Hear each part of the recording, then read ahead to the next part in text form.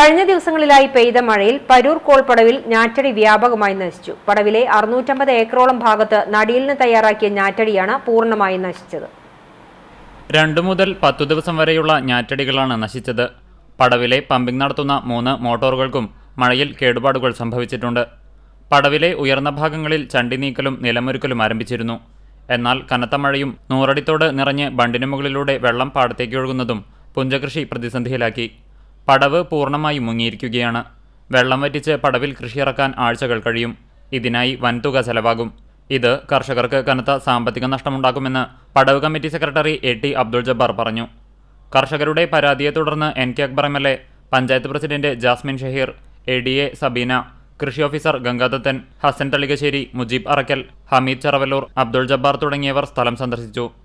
ബന്ധപ്പെട്ട ഉദ്യോഗസ്ഥർക്ക് അടിയന്തര നടപടികൾ സ്വീകരിക്കുവാൻ നിർദ്ദേശം നൽകിയിട്ടുണ്ട്. വിത്തു നഷ്ടപ്പെട്ട കർഷകർക്ക് പകരം വിത്തു നൽകുവാനും തീരുമാനിച്ചു. CCTV news, Ponniyoorkulam.